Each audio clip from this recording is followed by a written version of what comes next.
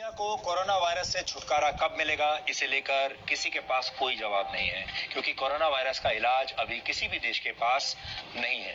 कुछ विशेषज्ञों का मानना है कि इससे आने वाले कुछ हफ्तों में राहत मिल सकती है, तो कुछ कहते हैं कि गर्मी बढ़ने के साथ साथ इसका असर कम होने लगेगा। जितने मुंह उतनी बातें। आप जितने विशेषज्ञों से बात करेंगे सब अलग अलग बातें बताते हैं, जितने डॉक्टरों से बात करेंगे सब अलग अलग बातें बताते हैं। लेकिन अमेरिका की हार्वर्ड यूनिवर्सिटी द्वारा की गई एक नई स्टडी के मुताबिक ये वायरस वर्ष 2024 तक भी सक्रिय रह सकता है और इसी वजह से दुनिया को अभी कई वर्षों तक सोशल डिस्टेंसिंग का पालन करना पड़ सकता है। इसका मतलब ये हुआ कि अब वर्षों तक आपका लाइफस्टाइल चेंज हो जाएगा, या ये भी कह लीजिए अब हमेशा के लिए आपका जीवन बदल जाएगा।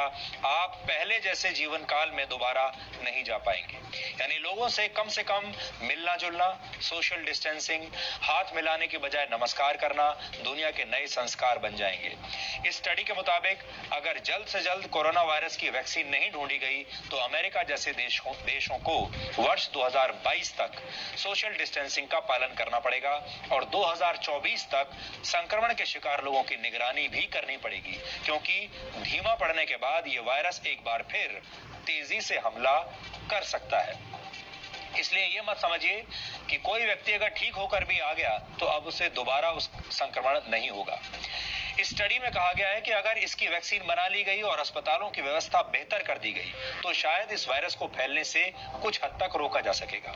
इस स्टडी को तैयार करने वाले डॉक्टर मार्क लिप्सिच के मुताबिक अगर ऐसा नहीं हुआ तो फिर बीच में ब्रेक देकर सोशल डिस्टेंसिंग और लॉकडाउन जैसे तरीके बार बार अपनाने पड़ेंगे।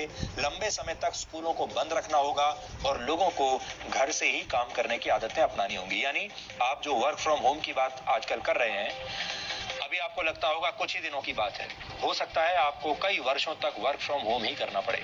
हो सकता है वर्षों तक स्कूल भी ऐसे ही बंद रहे और जो बच्चे आजकल डिस्टेंट लर्निंग के जरिए घर बैठे जो क्लासेस, डिजिटल क्लासेस के जरिए पढ़ाई कर रहे हैं, शायद यही नॉर्मल बन जाए, नया नॉर्मल जिसे आप कहेंगे।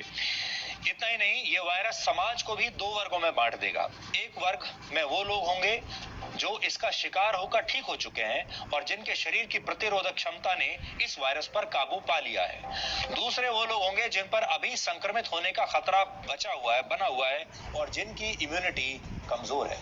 ब्रिटेन जैसे देश इस वायरस से ठीक हो चुके लोगों को इम्यूनिटी सर्टिफिकेट देने पर भी विचार कर रहे हैं। यानी ये लोग सामान्य तरीके से अपना कामकाज कर पाएंगे, जबकि बाकी लोगों को अभी लॉकडाउन में ही रहना होगा। इसके अलावा हो सकता है कि हाथ मिलाने की परंपरा हमेशा के लिए अब समाप्त हो जाए। आमने सामने बैठकर मीटिंग्स करने वाली परंपरा भी शायद हमेशा के लिए खत्म हो जाएगी और समारोह और प्रार्थना सभाओं का तरीका भी हमेशा के लिए बदल जाएगा। बल्कि आप कह सकते हैं कि यह तरीका पहले ही अब बदलने लगा है।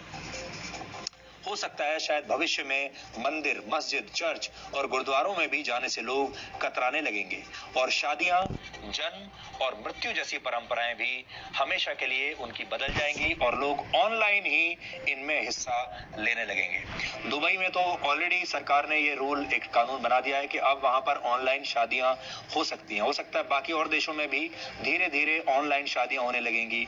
और जन्म और मृत्यु को लेकर सबसे ज्यादा हमारे देश में जो परंपराएं हैं वो या तो जन्म को लेकर होती हैं या मृत्यु को लेकर या विवाह को लेकर, लेकिन ये तीनों ही अब हो सकता है सब कुछ ऑनलाइन होने लगेगा। किसी की मृत्यु पर भी आप शायद वहां जाकर शोक ना मना पाए और ये होना शुरू हो गया है। एक और बड़ी बात हो सकती है, आपने अक्सर एक शब्द जरूर सुना होगा जिसको कहते हैं बिजनेस ट्रिप्स।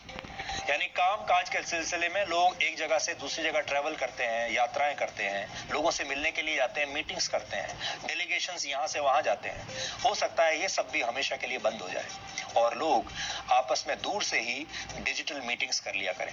कोरोना वायरस के बाद की दुनिया कभी भी अब पहले जैसी नहीं रहेगी।